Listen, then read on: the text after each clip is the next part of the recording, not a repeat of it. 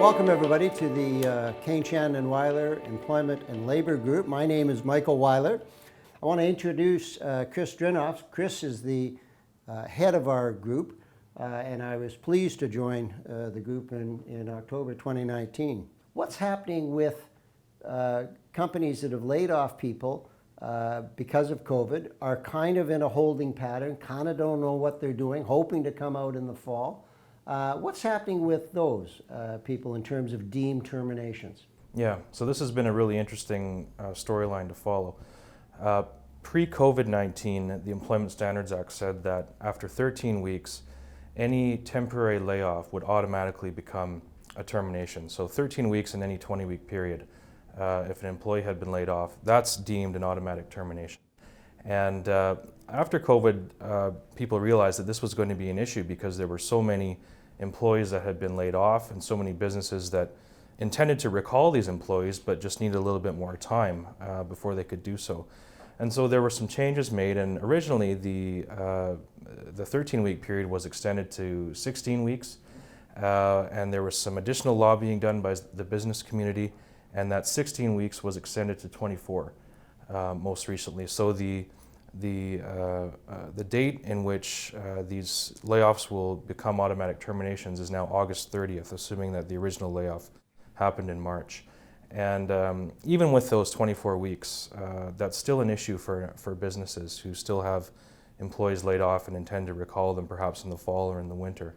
So the Employment Standards Branch has essentially created a process, a simplified process. Businesses can apply for a variance to the temporary layoff rule.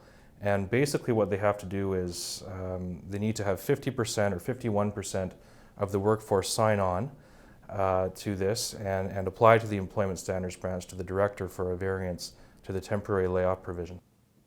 And so basically following the recognition that one size doesn't fit all in terms of the fallout of COVID, I understand that although it sounds good that you can get a variance, there's going to be, we think, from a business point of view, a more difficult process, including the fact that you need 51%, not just of those that you've canvassed, but 51% of your workforce. So it's a difficult process. The timing is critical. If you're going to do it now.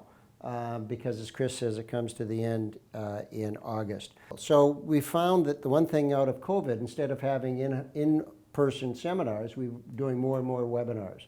Because we think if employers, and especially the HR managers or the CEOs or whatever, can understand the landscape of a general area without drilling down, they may start to see how they can organize their affairs better to avoid the problem. The thing is, if you go to webinars, you may find a way to avoid phoning us when you've got a real problem.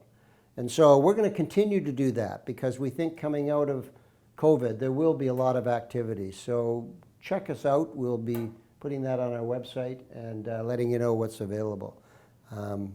Any questions, you give us a call. We'd be pleased to chat with you.